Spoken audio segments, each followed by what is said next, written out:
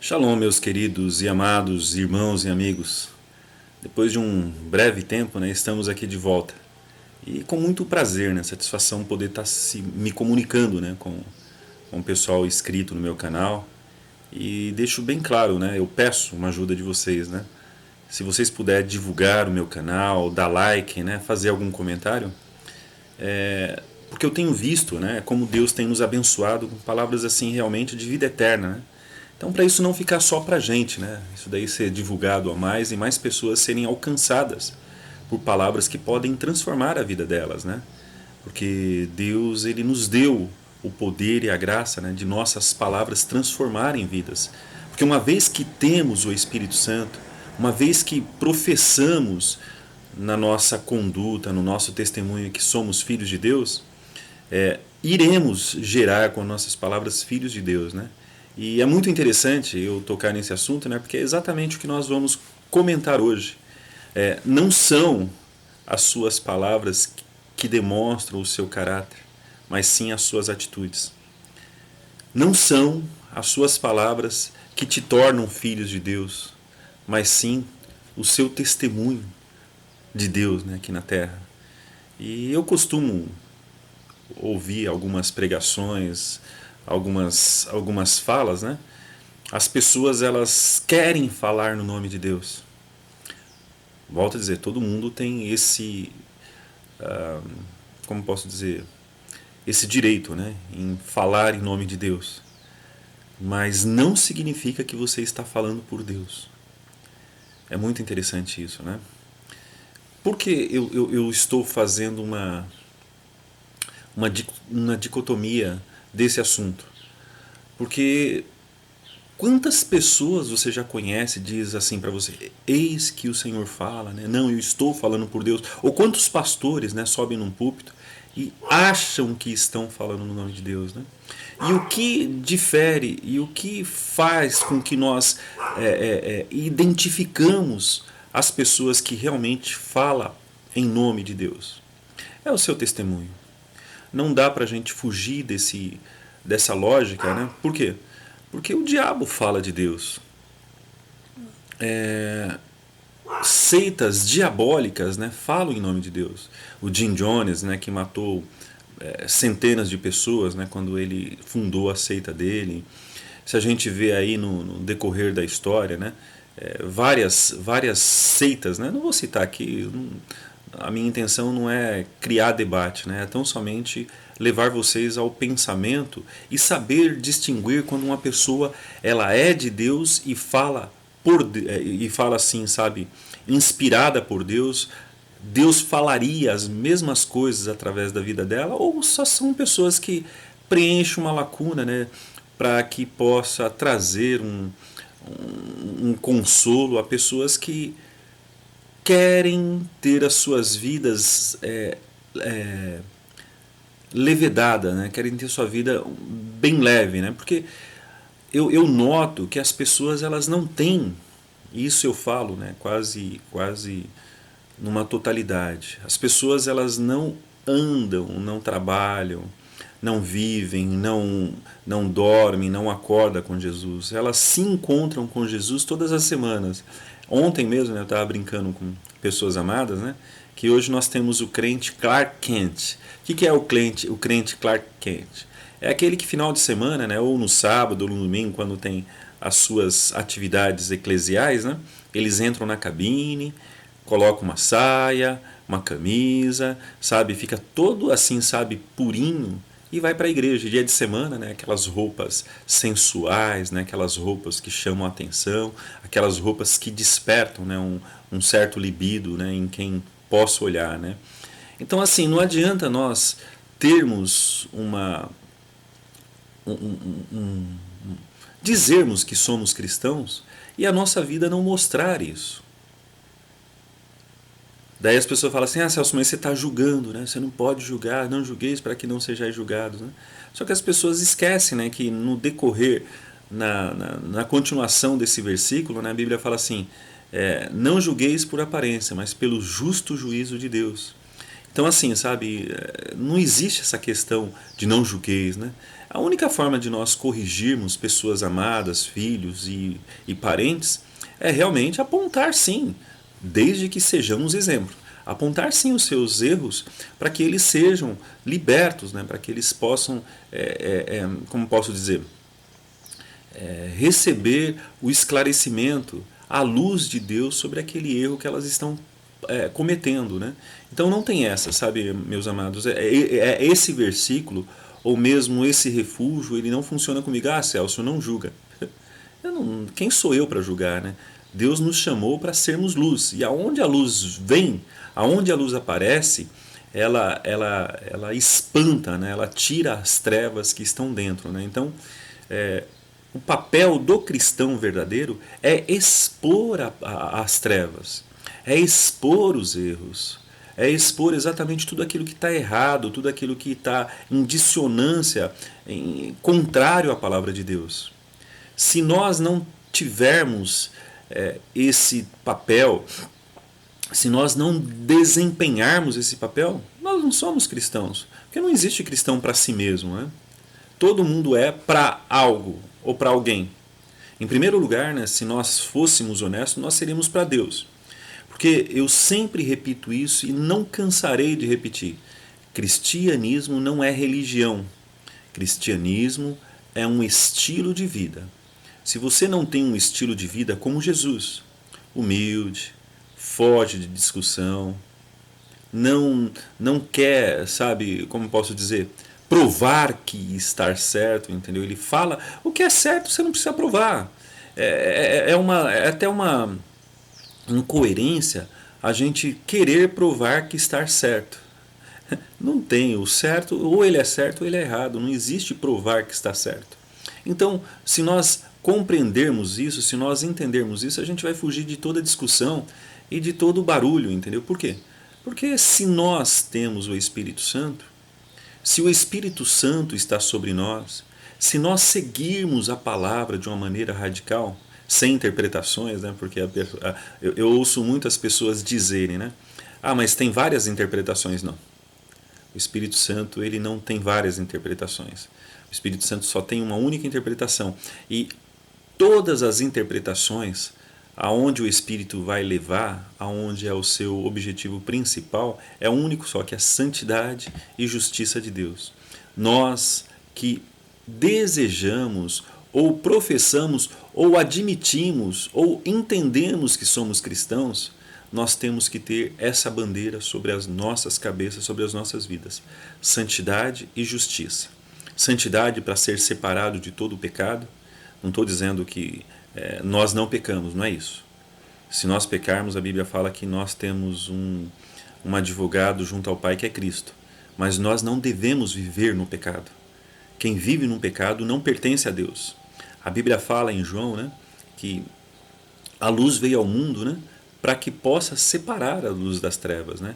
E aqueles que estão em Cristo são novas criaturas, elas não pecam mais. Ou elas procuram não pecar mais, ou ainda elas procuram não estar no pecado.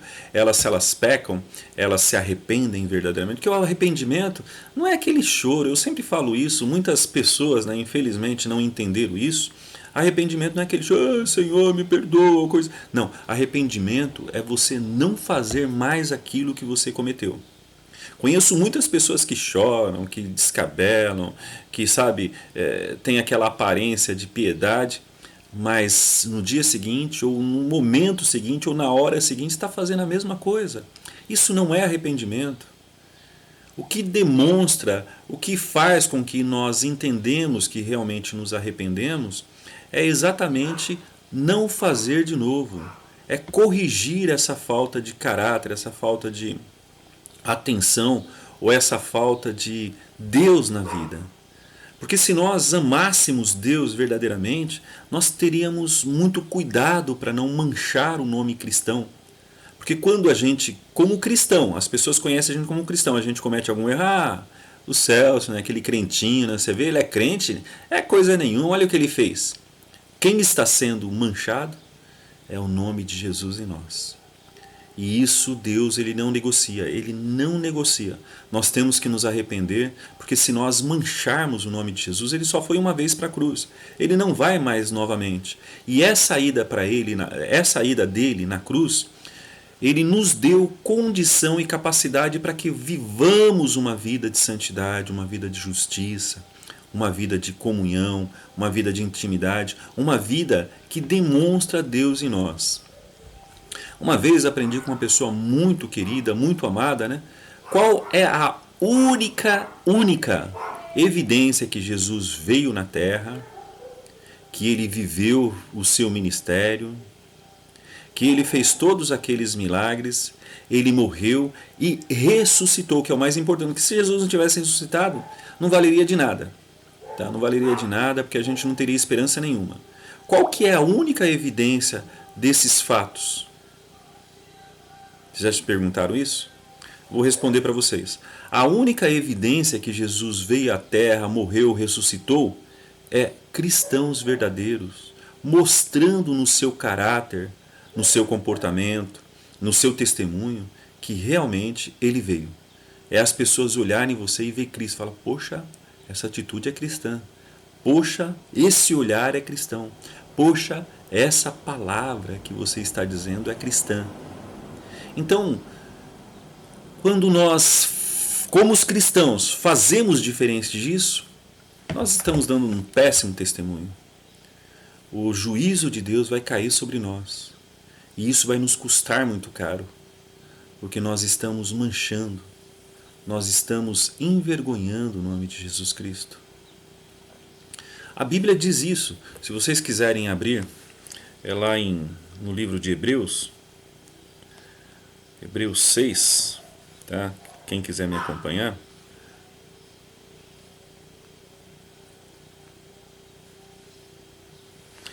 No livro de Hebreus 6, está dizendo exatamente isso. Ó. Por isso, irmãos santos,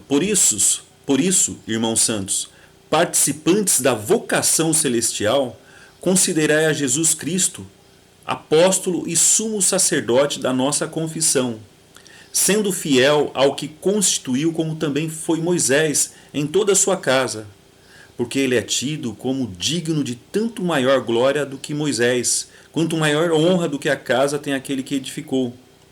Porque toda casa edificada por alguém, porque toda casa é edificada por alguém, mas o que edificou todas as coisas é Deus. Na verdade, Moisés foi fiel em toda a sua casa, como servo para testemunho das coisas que deveriam anunciar. Então aqui fala assim abertamente, como participantes de uma vocação que nós fomos chamados, tá? Que é a vocação cristã, que é a vocação de Deus em nós.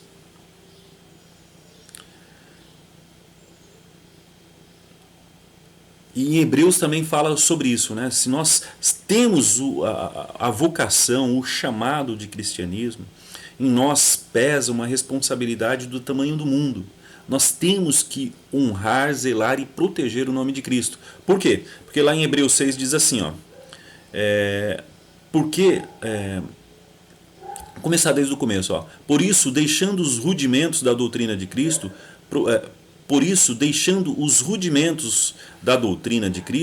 prossigamos até a perfeição. Ou seja, nos foi dado condição de alcançar a perfeição de Cristo. Não lançando de novo o fundamento do arrependimento de obras mortas e de fé em Deus. Obras mortas é quando nós negamos a fazer as coisas que Jesus fez. Ele dava alimento às viúvas, aos órfãos, ele como pastor amado, ele cuidava de todas as suas ovelhas, e além da palavra da vida que ele dava, ele também dava o pão. Então não adianta você pregar uma palavra, uma mensagem, né, e dizer assim, ó, vai agora que Deus te acompanhe. Não. Você tem que produzir obras vivas. Além de você dar a palavra viva, você também tem que alimentar aqueles que estão necessitados. Eu sempre falo isso. O verdadeiro cristianismo começa em Mateus 25.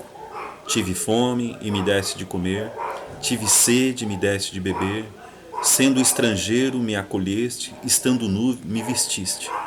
Esse é o verdadeiro cristianismo. Não adianta você inventar uma outra história ou um outro discurso, né? Pregar na sua igreja e quando alguém estiver precisando de você, você virar as costas.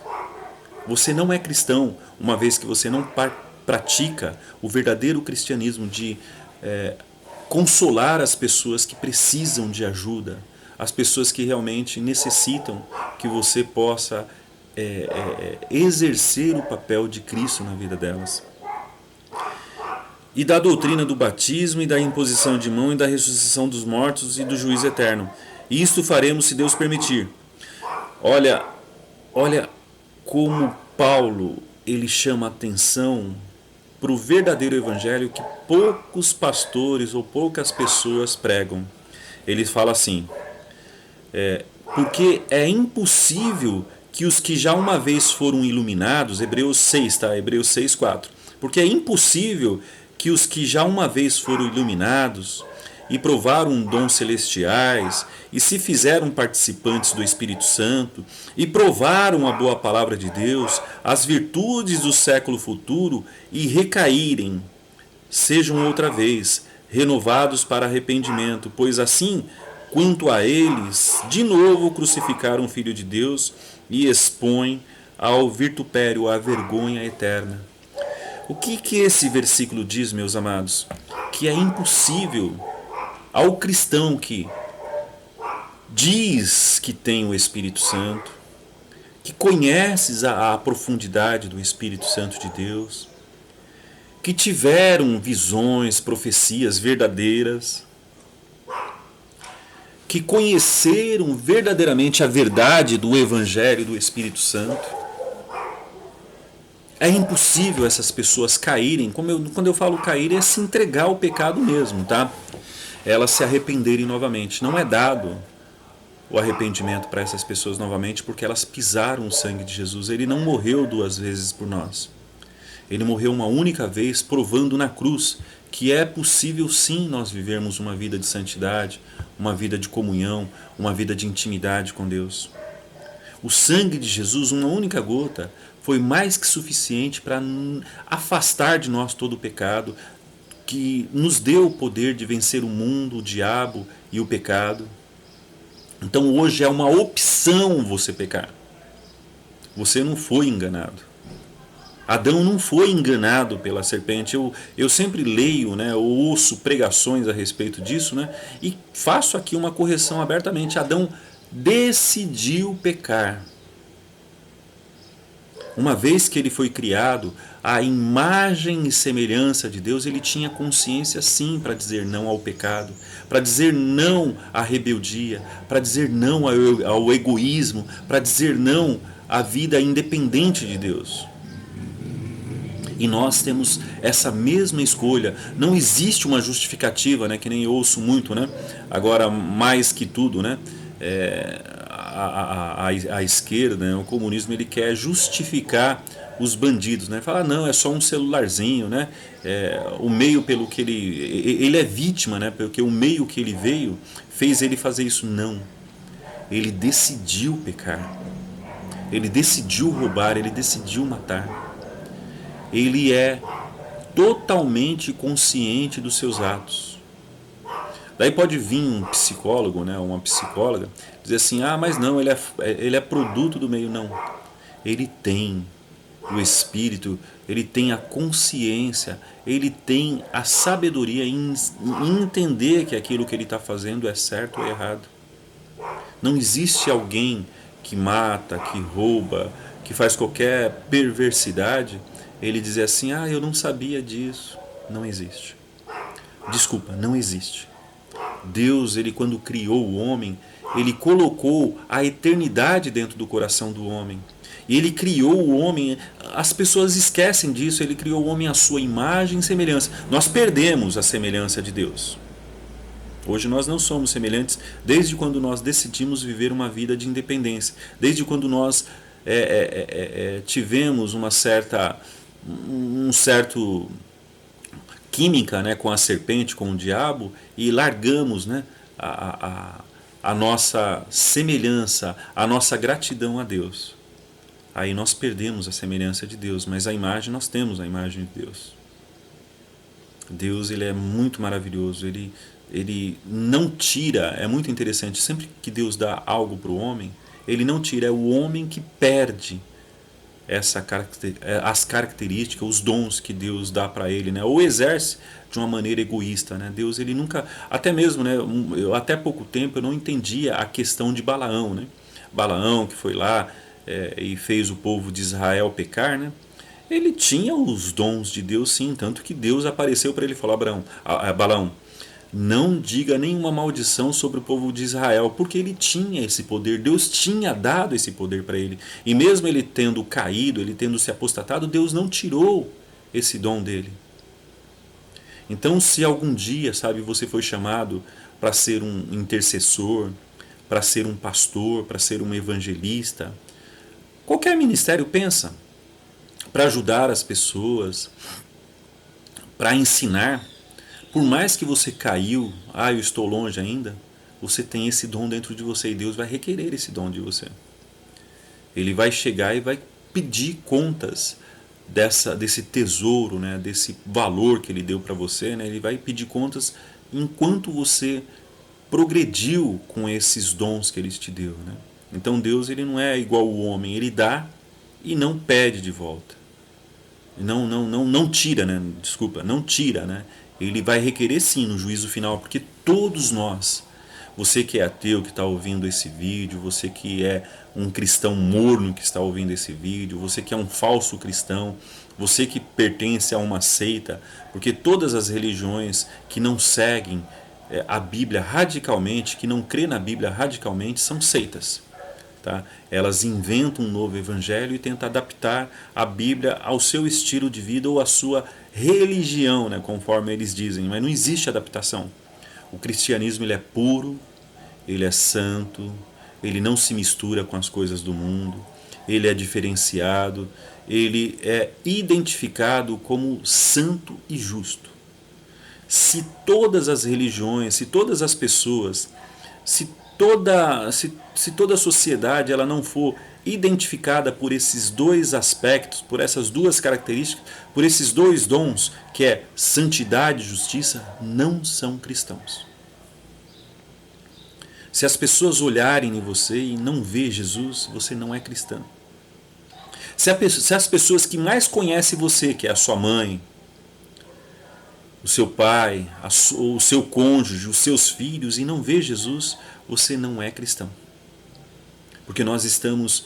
O cristianismo não é uma coisa antagônica, né? Você vive para você, mas é um espelho para que as pessoas olhem e vejam exatamente através das suas atitudes, do seu testemunho, Jesus. Vê exatamente através das suas características a graça de Deus. E agora mesmo, né, meus amados? Eu até abro um parênteses, né, para chamar a atenção, com um coração realmente muito triste. A gente tem visto eu vou usar essa frase, né, para as pessoas me entenderem, um cristianismo tão falso. Desde quando foi decretado, né, a questão da pandemia, no ano de 2020, nós vemos um cristianismo fajuto, um cristianismo morno, um cristianismo que abandonou Deus, confiar em Deus, acreditar em Deus e voltar-se à medicina, né, ao Senhor medicina, ao Senhor médico, ao Senhor doutor, né? A gente viu isso. E mais agora, né, nas eleições.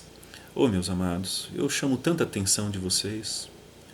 Pesquisem o que significa ou o que estabelece o comunismo e o socialismo. Nas raízes dessas ideologias existe um montão de sangue. Daí vocês podem falar para mim, mas o cristianismo também tem um montão de sangue. Não. O que teve um montão de sangue que as pessoas imputam ao cristianismo é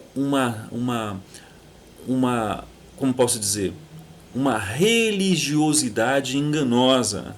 Por quê? Porque as pessoas, quando o cristianismo, não vou nem usar isso, né? Mas quando Jesus veio na Terra, as pessoas elas tentaram se apropriar da nominação cristianismo e inventaram um montão de coisas erradas, né? Elas saíram da palavra de Deus. Além delas saírem, elas esconderam a palavra de Deus para que nós não pudéssemos julgá-las se elas estavam certas ou não. E aí houve um montão de atrocidade, né? Os cruzados, até o pentecostalismo, né?